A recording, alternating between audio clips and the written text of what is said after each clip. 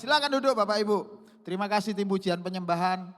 Wow, membawa kita ke hadirat Tuhan yang luar biasa. Hari ini salamnya berbeda Bapak Ibu. Bukan cuma shalom tapi merdeka. Nah, Bapak Ibu mesti tahu bahwa salam kemerdekaan ini adalah salam yang belum pernah direvisi sebenarnya. Apalagi direvisi dengan kata assalamualaikum. Saudara mesti perlu tahu, kata merdeka itu adalah sebuah kata salam Indonesia resmi yang tercatat di lembaran negara.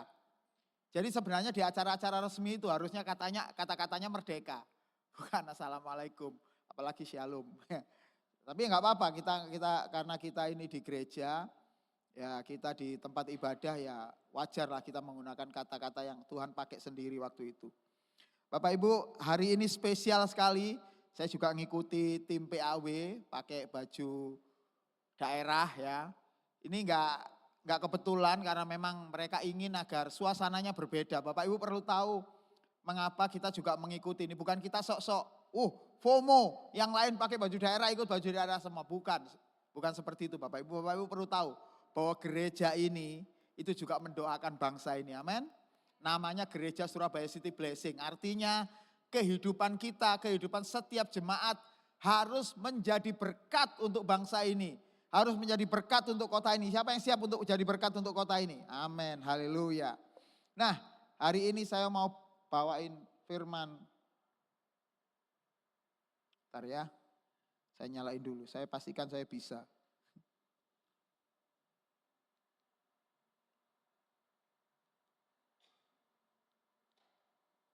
Atau saya matikan ini ya, ternyata.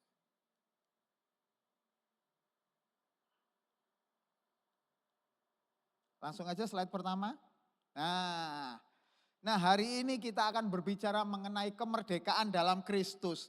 Apa maksud kemerdekaan dalam Kristus? Bapak Ibu perlu tahu ya, kita hari ini memperingati kemerdekaan. Besok sebenarnya, tanggal 17-nya besok. Tapi karena kita ibadah tanggal 16, it's okay ya. Kalau orang bilang itu adalah malam tirakatan. Nah, hari ini malam tirakatan kita gitu ya. Kita memperingati kemerdekaan yang ke-81. Masih ingat Bapak Ibu, mungkin Bapak Ibu masih ingat apa kata-kata yang tertulis di sebelahnya 81 ini. Yang saya tutup dengan lambang City Blessing. Masih ingat judul atau tema kemerdekaan bangsa kita yang ke-81 ingat? Ibu RT atau panitia lomba, guru-guru masih ingat mestinya ya. Terus terutama yang di kampung. Judulnya gini Bapak Ibu, keren banget. Kelihatannya asik. Tapi saya bilang, kekristenan lebih asik, Kristus lebih asik dibandingkan dengan tema. Judulnya adalah Indonesia berdaulat, adil dan makmur. Itu kayak gitu judulnya. Indonesia berdaulat, adil dan makmur. Tapi hari ini saya mau kasih tahu apa arti kemerdekaan dalam Kristus. Dan ini maknanya dalam sekali dari cuma sebuah kata Indonesia berdaulat. Dalam banget. Tuh, balik mana? Nah, Bapak Ibu coba lihat ini ya. Bayangkan seumpama ya Bapak Ibu meninggal malam ini ya. Terus tiba-tiba kita dibawa sesosok pribadi ke tempat yang seperti ini. Saudara dituntun dibawa ke sono. Apa yang ada di dalam pikiran masing-masing saudara kalau malam ini benar-benar meninggal dan saudara dibawa ke tempat yang model seperti ini. Kiri kanan ada api, ada jembatannya, tapi jembatannya juga mulai dibakar api. Kira-kira bagaimana perasaan saudara ketika melewati tempat yang seperti ini? Ngeri, Pastor. Ya, betul. Takut, Pastor. Ya. Ini adalah sebuah tempat, sebuah keadaan kalau seseorang tidak bertemu dengan Tuhan Yesus Kristus. Jadi kalau ada orang, manusia yang mati, ya, yang terjadi bagi mereka yang tidak percaya Yesus akan diajak melewati di sini. Yang menjemput adalah pribadi sebuah sosok yang memiliki tempat ini. Siapa dia? Iblis. Tentu saudara pada saat itu mau dibawa, mau nggak mau, tapi nggak bisa. Karena saudara harus mengikuti. Betapa ngerinya kalau kita dibawa ke tempat seperti ini ketika kita ternyata mati. Bagi orang-orang yang percaya pada Tuhan Yesus Kristus, saudara nggak akan menemukan ini. Tapi tunggu dulu, masalahnya kepercayaan saudara itu kepercayaan yang benar atau enggak? Karena banyak orang Kristen, banyak orang yang mengaku Kristen, itu ngomongnya Kristen, tapi mereka tidak menuhankan, tidak pernah menuhankan Yesus sebagai Tuhan. Tidak pernah menganggap Yesus sebagai Tuhan. Nah, kita nanti harus mengerti makna itu. Seandainya saudara dibawa ke tempat ini, pada saat saudara mengalami kematian, betapa ngerinya saudara. Maka ibadah yang kita lakukan selama di bumi akan seolah-olah menjadi sia-sia. Lah terus aku ngapain dulu ibadah? Aku ngapain datang ke tempat-tempat ibadah, melakukan kegiatan ritual ibadah. Toh nanti kalau tidak percaya Yesus akan sampai pada saat seperti ini. Saudara bisa tahu ya, betapa konsekuensi yang luar biasa jika seseorang tidak percaya Yesus. Kenapa bisa seperti ini? Karena gini Bapak Ibu, orang yang tidak percaya Yesus, dosanya nggak selesai. Dosanya nggak diselesaikan, dosanya nggak ada solusinya. Dia tetap mati sebagai orang berdosa, itu problemnya. Ini bukan masalah Kristen itu adalah agama yang sombong, adalah agama yang mau menang sendiri. Bukan masalah itu. Banyak orang berkata, Kristen itu seenaknya sendiri. Ngaku-ngaku kalau percaya Yesus pasti masuk surga. Masalahnya Bapak Ibu, kalau orang tidak percaya Yesus, dosanya nggak selesai. Jadi wajar saya katakan, kalau seseorang yang tidak percaya Yesus mati, pasti akan dibawa ke sini. Ini sebuah kepastian. Ingat baik-baik. Kalau saudara punya teman, kalau saudara punya saudara, atau punya anak, punya cucu, punya adik, tetapi kita tidak pernah mengenalkan Yesus dalam hidup mereka. Maka masa depannya seperti ini. Gak punya pengharapan, sudah pasti seperti ini. Tetapi apa akibatnya? Ketika kita mau ngalami seperti itu, tiba-tiba ada sebuah tangan yang menolong kita.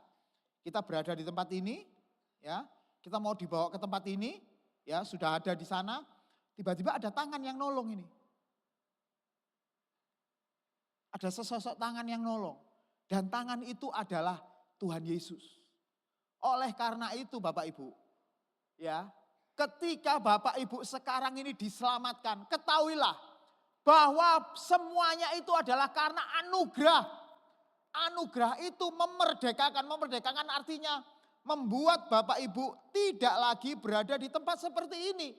Memerdekakan itu membebaskan Bapak Ibu dari penghukuman seperti ini.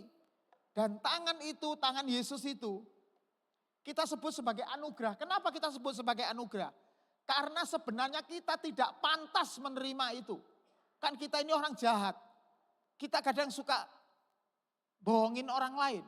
Kita suka curi duitnya orang. Kita suka makan duitnya teman kita. Kita suka bertindak korupsi. Kita bertindak sesuatu yang gak benar. Kita tidak layak sebenarnya ditolong ini. Oleh karena itulah ketika kita ada di tempat yang mengerikan seperti ini. Dan kemudian tiba-tiba ada tangan yang menolong seperti ini. Ketahuilah Bapak Ibu. Itu berarti adalah anugerah. Anugerah itu sesuatu yang tidak layak kita terima. Namun diberikan kepada saudara. Itu namanya anugerah. Kalau saudara melakukan sesuatu, mengerjakan sesuatu, lantas kita mendapatkan sesuatu, itu namanya upah. Dan kita sekarang tidak menerima upah untuk menerima keselamatan itu. Kita menerimanya dengan sebuah kata yang luar biasa, yaitu anugerah. Anugerah itu sesuatu yang diberikan oleh seseorang dengan tangan yang kuat kepada orang yang lemah. Oleh karena itulah keselamatan yang Bapak Ibu terima itu bukan karena semua, bukan karena sampean semua berbuat baik. Maka kalau jadi orang Kristen harus berbuat baik, Pastor. Enggak, saudara terima murni karena anugerah Tuhan. Tetapi perbuatan baik saudara adalah akibat dari saudara menerima keselamatan ini. Ketika saudara menerima uluran tangan, maka respon kita adalah melakukan sesuatu yang benar. Melakukan sesuatu yang oke, yang benar, yang namanya kebenaran. Nah itu namanya adalah anugerah. Dan ketika saudara nanti melakukan kebenaran dengan tekun, dengan setia, saudara akan mendapatkan upah namanya. Ini beda lagi, upah sama anugerah beda. Jadi artinya Bapak Ibu, saudara mesti harus tahu. Kalau sampai hari ini, saudara duduk di tempat ini, Bapak Ibu ada di tempat ini, ketahuilah, itu bukan karena sampean orang baik, no. Gak ada urusan dengan sampean orang baik atau tidak. Masalahnya adalah Tuhan percaya kepada saudara, Tuhan memilih Bapak Ibu untuk dipercayakan anugerah keselamatan yang luar biasa ini. Tetapi anugerah keselamatan itu tidak berhenti sampai di situ. Anugerah keselamatan itu memiliki akibat yang langsung, akibat yang pasti, akibat yang mesti harus Bapak Ibu ketahui. Ketika kita menerima keselamatan, kita tidak boleh berhenti sampai di sini. Saudara harus melangkah ke sini. Yang memberi keselamatan, yang memberikan anugerah itu, kalau sampai Tuhan memberikan kepada saudara, artinya Tuhan mengasihi saudara. Tuhan begitu mengasihi saudara, gak peduli model kita kayak apa, tetapi Tuhan mengasihi. Maka Tuhan memberikan anugerah ini. Akibatnya adalah saudara kalau menerima anugerah dari pribadi yang mengasihi, maka sudah menjadi sesuatu yang layak atau menjadi sesuatu yang benar. Ketika saudara pun menjadi pribadi yang mengasihi juga. Jadi kalau di sini ada orang Kristen yang masih suka bermasalah dengan tetangganya, gak pernah mengampuni, gak pernah melepaskan pengampunan, gak pernah bisa sabar. Ya masih suka marah-marah, ngamuk-ngamuk, kesetanan. Pertanyaannya adalah apakah saudara sebenarnya sudah menerima anugerah ini dengan benar? Karena kalau orang menerima anugerah ini dengan benar, artinya dia dimerdekakan dari penghukuman. Harusnya dia langsung menjadi pribadi yang juga mengasihi. Artinya kalau saya simpulkan dengan satu bahasa yang luar biasa. Itu adalah saudara menjadi serupa dengan Kristus. Siapa Kristus? Orang yang memberikan anugerah. Jadi orang Kristen yang sudah menerima anugerah, maka otomatis hidupnya harus semakin lama semakin serupa dengan yang memberi anugerah, dengan Kristus. Itulah sebabnya bagi Bapak Ibu diberikan sebuah status. Tetapi status itu tidak cuma berhenti sebagai status, tetapi keadaan Bapak Ibu harus bisa menjadi anak-anak Tuhan. Atau dalam bahasa Yunaninya adalah huios. Ucapan sama-sama saya, huios. Nah, huios itu penting. Karena status huios atau keberadaan sebagai huios. Itu adalah keberadaan yang otomatis yang saudara terima. Karena saudara menerima anugerah ini. Orang yang tidak percaya Yesus tidak mungkin dijadikan huios. Orang yang tidak pernah percaya kepada kebenaran, yaitu percaya kepada Yesus sebagai Tuhan. Gak mungkin dijadikan huios. Walaupun mereka pakai kalung salib. Walaupun mereka datang ke gereja. Tapi kalau dia tidak semakin serupa dengan Kristus, dia bukan anak Allah. Jadi menjadi anak Allah, menjadi orang dengan label anak Allah atau status anak Allah, itu bukan cuma berhenti di status. Saudara benar-benar menjadi anak yang berkeadaan. Berkeadaan itu kenyataannya menjadi anak-anak Allah. Nah, orang yang menjadi anak-anak Allah itu harus serupa dengan Kristus. Kenapa? Karena dia anaknya Allah. Kristus atau Yesus itu serupa dengan Allah. Karena dia memang Allah sendiri, kan? Dia hanya Allah adalah pribadi Bapa, sementara Yesus adalah pribadi anak. Tapi hakikatnya Yesus adalah Allah, korek. Memang Yesus adalah Allah. Sehingga Yesus Kristus pun serupa dengan Allah. Begitu juga dengan Bapak Ibu. Saudara, ada sesuatu yang berbeda yang mau saya beritahukan kepada Bapak Ibu semuanya mengenai kemerdekaan ini. Indonesia, kemerdekaan Indonesia ini ya diumumkan tanggal 17 Agustus tahun 45 kemarin dengan teks proklamasi yang dilakukan oleh Soekarno-Hatta. Isinya teks proklamasi itu unik. Kami, bangsa Indonesia, dengan ini menyatakan kemerdekaan Indonesia. Itu gitu ya isinya. Kata pertama adalah kami, bangsa Indonesia. Dengan ini menyatakan kemerdekaan Indonesia. Saudara mesti perlu tahu ya, bahwa ketika Soekarno menyatakan kami, itu artinya di masa-masa yang lalu sebelum tahun 45, Soekarno-Hatta dan seluruh pahlawan-pahlawan berjuang supaya Indonesia lepas dari jajahan Belanda, Inggris, sekutu dan lain sebagainya. Mereka berjuang gimana caranya sehingga bangsa ini bisa mengumumkan kemerdekaan. Loh, hilang. Haleluya. Muncul lagi. Nah. Yang mengumumkan adalah Soekarno. Makanya dia berkata kami, bangsa Indonesia. Akibatnya apa? Akibatnya ketika bangsa ini merdeka sampai sekarang pun masih belum jelas sebenarnya siapa-siapa saja yang berjuang demi kemerdekaan. Sehingga setiap orang bisa mengaku. Kelompok dari NU mengaku yang dulu berjuang adalah kiai-kiai. Kelompok para habaib bilang, yang berjuang dulu itu para habaib. Ada orang Kristen yang berjuang yang dari Indonesia Timur. Yang berjuang adalah Patimura, orang-orang Kristen. Jadi semuanya merasa berjasa. Akibatnya bangsa ini pecah, gak karu-karuan sampai sekarang. Untuk diminta untuk memiliki persatuan susah sekali. Karena masing-masing merasa berjasa.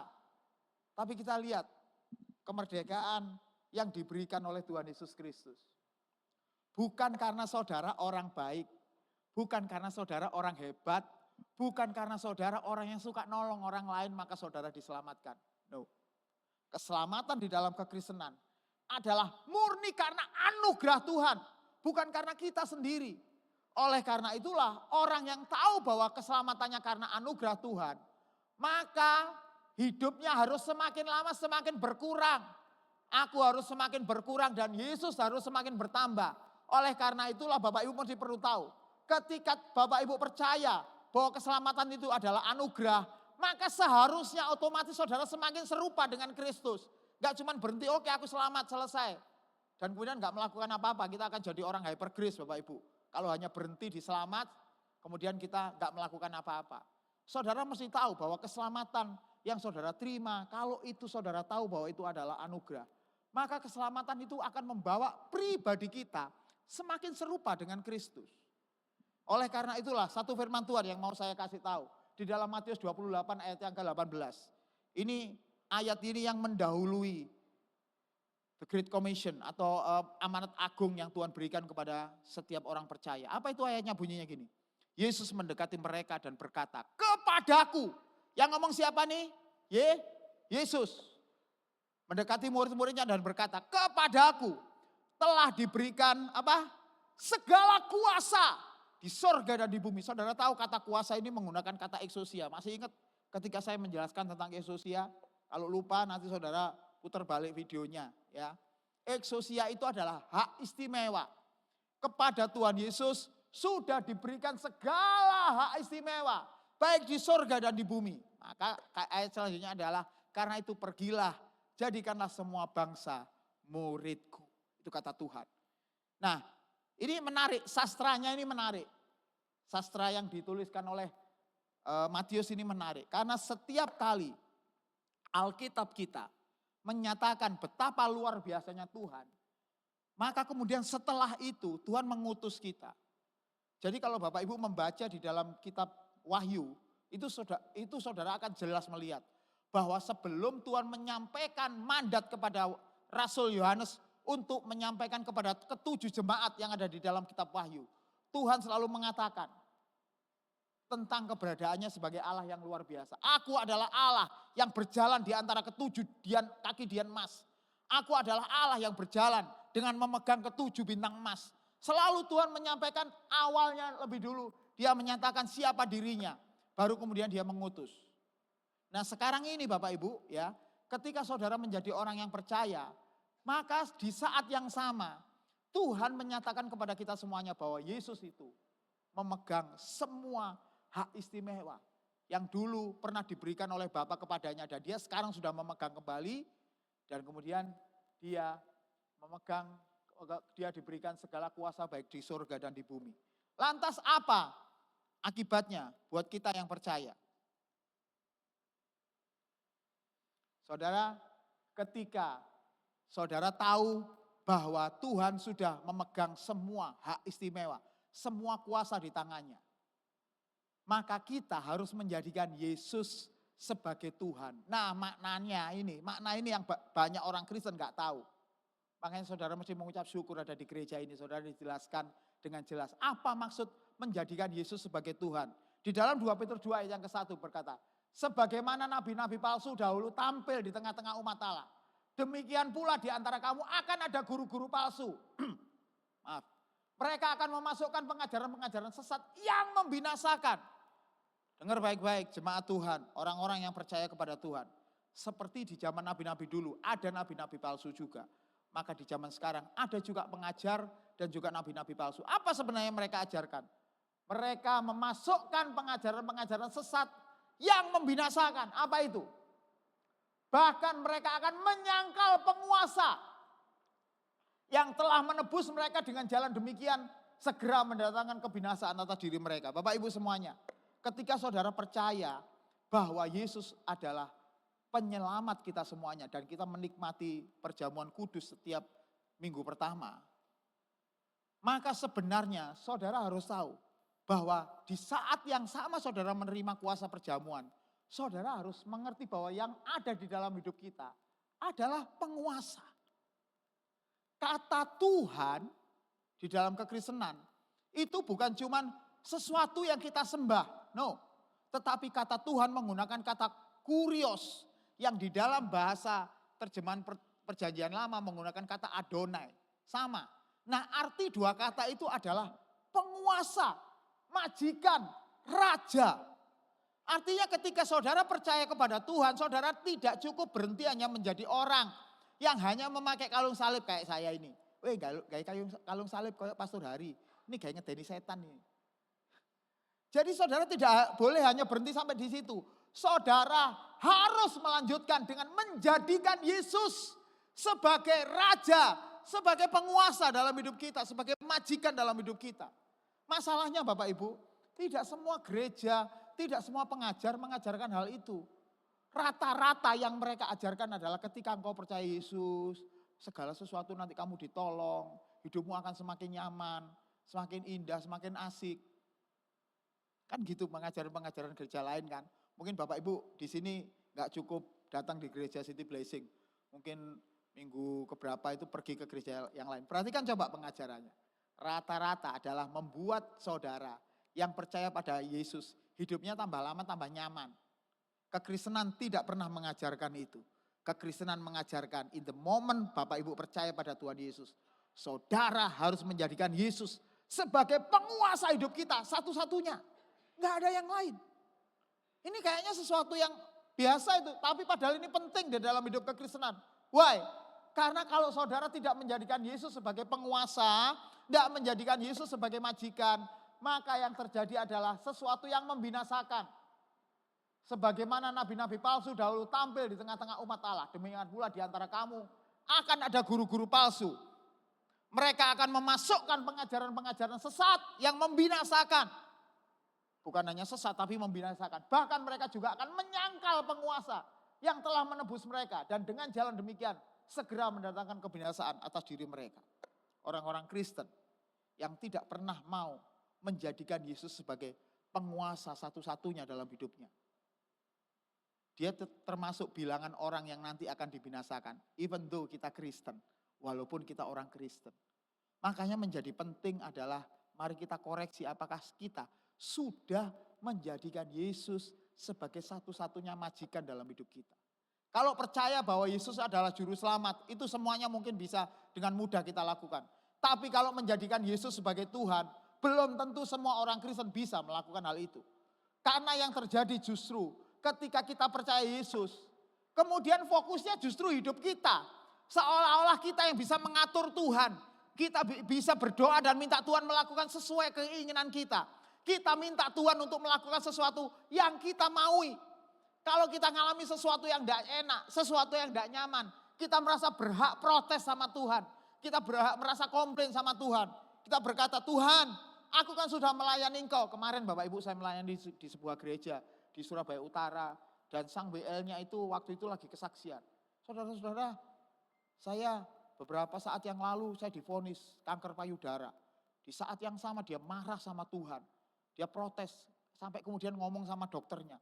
Gak mungkin dokter, saya ini pelayanan. Saya ini sudah melakukan kegiatan pelayanan sejak saya kecil. Gak mungkin saya kena penyakit yang seperti itu. Dia bilang seperti itu Bapak Ibu. Saya mau kasih tahu, kalau ada orang Kristen yang maunya cuman untuk keuntungan dirinya. Mau nyaman buat dirinya. Apa-apa enak buat dirinya dan dia menganggap tidak menjadi penting memperhatikan kehendak Tuhan. Dia sebenarnya sedang menjadikan hidupnya sendiri menjadi penguasa. Ini berhala yang berbahaya. Ketika kita takut miskin, berhalanya itu bukan di duit, berhalanya di kita sendiri. Kita takut hidup tidak nyaman, kita takut hidup nanti ketakutan, kita takut hidup kekurangan. Kita semuanya ke aku, I. me and myself. Kalau hidup kekristenan kita seperti itu, saudara mesti harus waspada. Artinya engkau sedang masuk ke dalam pengajaran-pengajaran palsu yang walaupun itu seperti asli tapi palsu. Saudara tahu enggak bedanya barang palsu dengan barang asli? Gimana caranya bapak-bapak ya? Gimana caranya bapak-bapak bisa membedakan mana jam Rolex asli, mana jam Rolex palsu? Apalagi yang KW1, susah sekali dibedakan. Jam Rolex asli itu harganya 200 juta, 400 juta gitu harganya. Sementara yang palsu ada yang 2 juta, ada yang 5 juta. Yang KW1 bisa 50 juta. Saudara bisa bayangkan sendiri, yang KW1 itu hampir mirip seperti dengan aslinya. Gimana caranya kita bisa membedakan? Nyaris gak bisa.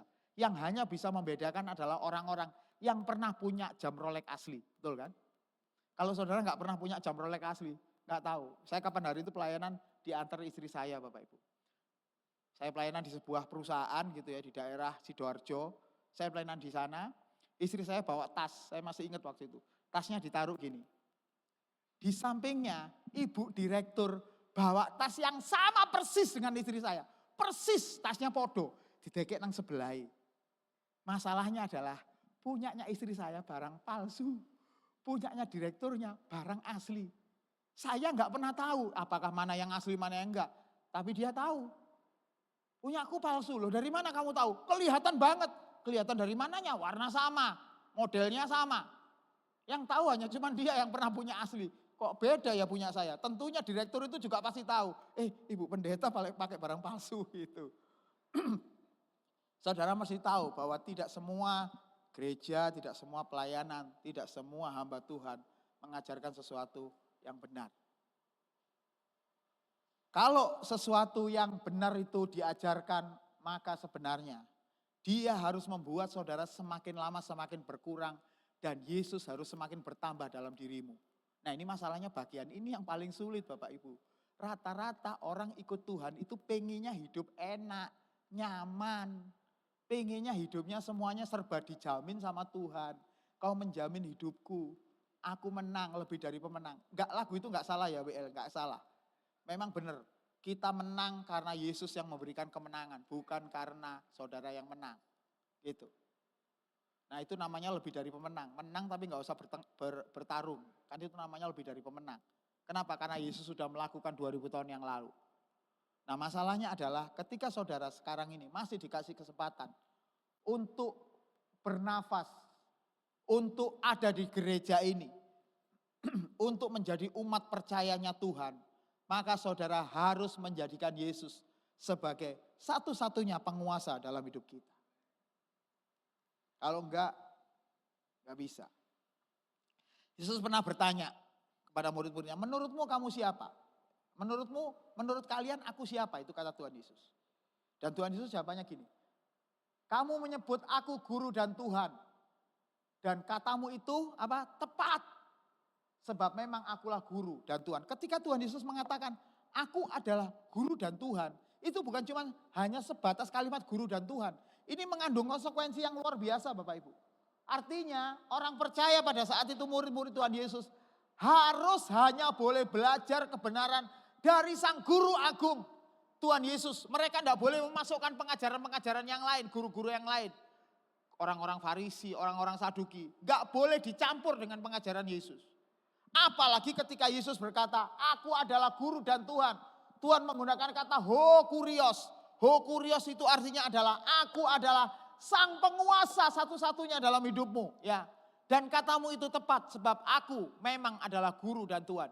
Yesus sendiri mengatakan bahwa dia adalah guru dan ho kurios, raja, majikan agung. Penguasa tunggal, artinya Bapak Ibu, ketika saudara menjadi orang Kristen, saudara harus bisa memastikan bahwa sekarang yang bertata dalam hidupmu, yang ada di dalam fokus hidup kita, Yesus bukan hanya sebagai juru selamat, tapi dia adalah sebagai raja, majikan, dan penguasa tunggal satu-satunya dalam hidup kita. Bahkan diri kita pun tidak boleh kita jadikan penguasa. Harus sampai seperti ini. Harus Yesus yang menduduki tempat tertinggi di dalam hidup saudara. Masalahnya tidak semua orang Kristen bisa melakukan hal itu. Ada syaratnya untuk saudara tahu bahwa saudara sudah menjadikan Yesus sebagai penguasa atau tidak? Ada syaratnya di dalam Alkitab. Atau ada petunjuknya, ada indikatornya. Ketika Tuhan Yesus ketemu dengan seorang pemuda yang kaya raya. Dan dia bukan hanya pemuda yang kaya raya. Dia adalah orang yang melakukan Taurat dengan sempurna. Kalau ada orang berkata, apakah ada orang yang bisa melakukan Taurat? Anak ini ada buktinya. Ada orang bilang, enggak ada satupun orang yang bisa melakukan Taurat. Anak muda ini buktinya. Ketika dia tanya sama Tuhan Yesus, gimana caranya aku dapat hidup yang kekal? Tuhan Yesus berkata kepadanya, jangan mencuri, jangan membunuh, hormati ayah ibumu. Yang dikatakan Tuhan Yesus itu adalah semua tuntutan Taurat. Dan anak muda ini dengan sombongnya berkata, aku sudah melakukan semua, apalagi yang kurang. Itu dia bilang seperti itu. Kemudian Tuhan Yesus menyampaikan apa Bapak Ibu? Ada satu yang kurang. Kamu pulang, jualah segala harta milikmu. Kemudian bagikanlah kepada orang miskin. Cukup? No. Setelah itu kamu datang kemari, ikut aku. Bapak Ibu, saya mau kasih tahu ya, Tuhan Yesus sebenarnya tidak sedang memiskinkan anak muda ini. Saudara bisa baca di ayat sebelumnya ya, ini ayat 12, saudara bisa baca di ayat yang ke-11.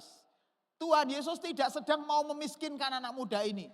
Tuhan Yesus berkata, siapa nanti yang akan kehilangan hartanya demi aku, dia akan mendapatkan. Tapi anak muda ini gak ngerti prinsip itu. Yang dia tahu duitnya habis, hartanya habis, segala yang dia sukai habis. Maka dia menganggap Tuhan Yesus gak masuk akal. Dan dia pergi dari hadapan Tuhan Yesus dengan sedih. Maka Tuhan Yesus berkata, tidak mungkin orang kaya bisa masuk surga. Sama seperti unta masuk lubang jarum. Bukan berarti orang yang punya duit gak bisa masuk surga. Bukan itu masalahnya. Tetapi kecintaannya dia, hatinya dia yang masih terikat kepada harta. Dan harta itu menjadi berhala di dalam hidupnya. Membuat dia kemudian tidak bisa menerima keselamatan kekal atau keselamatan yang Tuhan Yesus sediakan. Oleh karena itulah, untuk saudara menjadikan Yesus sebagai Tuhan, sebagai penguasa, saudara harus tahu bahwa Lukas 14 ayat 33 berkata, demikian pula lah tiap-tiap orang di antara kamu yang tidak melepaskan dirinya dan segala miliknya tidak dapat menjadi muridku. Saudara menjadikan Yesus sebagai Tuhan dan Juru Selamat. Menjadikan Yesus sebagai majikan satu-satunya dalam hidupmu. Hati saudara tidak boleh terikat oleh apapun yang ada di dunia ini. Satu pun tidak boleh. Artinya saudara gak boleh punya berhala apapun. Uang, duit, termasuk orang-orang yang kita kasih di dunia ini. Kasih saudara kepada orang-orang, suami, istri, anak-anak, cucu. Harus dalam bentuk terbatas, ada batasnya. Tetapi menjadikan Yesus sebagai penguasa, enggak boleh ada batasnya. No limit.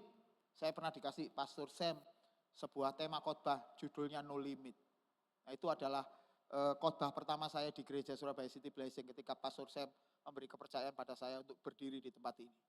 Saya masih ingat waktu itu. Jadi saudara, menjadikan Yesus sebagai Tuhan dan Juru Selamat itu, artinya saudara harus menjadikan dia sebagai sesuatu yang saudara kasihi, yang saudara banggakan, yang saudara tahu bahwa hanya kepada dialah tempat kita bergantung. Menjadikan Yesus sebagai Tuhan dan Juru Selamat tidak membuat saudara jadi orang miskin. Why? Karena saudara sekarang tahu saudara sedang ada, saudara sedang terhubung di sumber yang benar. Orang miskin adalah orang yang tidak terhubung pada sumber yang benar. Sementara menurut firman Tuhan orang yang kaya adalah orang yang memiliki sumber yang benar. Yaitu Tuhan Yesus Kristus. Oleh karena itulah ketika saudara menjadikan Tuhan Yesus Kristus sebagai penguasa. Maka yang lain harta, duit, suami, istri, orang-orang yang kita kasihi, rumah, terus perhiasan dan lain sebagainya. Sudah tidak ada artinya buat hidup saudara. Kalaupun sesuatu nanti Tuhan izinkan, gak enak terjadi. Seperti sekarang ini Bapak Ibu. Hari Sabtu kemarin bangsa Indonesia mendapatkan hadiah dari Tuhan. Ya saya sebut hadiah juga. Yaitu terjadi gempa di NTT. Terjadi gempa di Flores. Mengerikan. Bahkan pada saat itu dikatakan ada potensi tsunami. Air laut sempat habis dari pantai, sempat habis. Tapi kemudian untungnya peringatan tsunami itu kemudian malamnya, hari Sabtu malamnya dicabut sama pemerintah. Artinya tsunami itu cuma potensi, tidak pernah terjadi. Sabtu malam juga terjadi gempa yang sama di Sumatera Utara, Simalungun. Banyak orang ketakutan.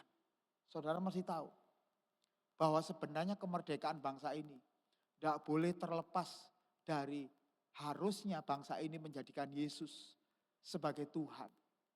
Harusnya bangsa ini tahu bahwa kemerdekaan itu bukan karena mereka berjuang, tapi karena pemberian anugerah Tuhan. Kalau bangsa ini masih merasa bahwa Indonesia itu merdeka gara-gara dia berjuang, gara-gara dia melakukan sesuatu, ya sampai sekarang seperti ini. Tapi kalau bangsa Indonesia belajar dari orang percaya bahwa kemerdekaan yang saudara terima sekarang dari budak dosa, dari masa depan yang tidak jelas hanya karena anugerah Tuhan, maka kita menjadikan Tuhan sebagai satu-satunya majikan dalam hidup kita. Saudara akan melepaskan diri dari segala milik. Kalau saudara sudah melepaskan diri dari segala milik, percayalah saudara, saudara akan hidup tentram, hidup nyaman. Kenapa? Karena hati saudara sudah tidak terikat dengan apapun yang ada di dunia ini. Saudara mau punya mobil, gak punya mobil, gak masalah, tetap berangkat ke gereja. Men? Sementara kalau orang hatinya terikat, kalau mobilnya gak bagus, kalau dia gak naik mobil, izin nanti nang gereja. Malu. Dia merasa penting hanya karena gara-gara naik mobil, dia mesti harus berangkat ke gereja. Tapi kalau orang sudah tidak mengikatkan hatinya kepada harta ini, apapun yang dia kenakan, apapun yang dia pakai, sudah tidak menjadi penting. Yang penting adalah Tuhan Yesus menjadi penguasa dalam hidup saya. Pertanyaannya cuma satu Bapak Ibu. Apakah saudara bersedia pagi ini setelah dimerdekakan menjadikan Yesus sebagai Tuhan, satu-satunya penguasa, majikan agung dalam hidup saudara, satu-satunya? Bersedia? Gak usah dijawab, gak apa-apa. Nanti kita jawab lewat doa aja ya. Masih ada enggak ya ini? Enggak ada. Saya undang pemain musik untuk maju ke depan. Bapak Ibu semuanya, kemerdekaan yang Tuhan berikan buat bangsa ini sebenarnya sejajar dengan kemerdekaan yang sedang Tuhan berikan buat hidup saudara semuanya.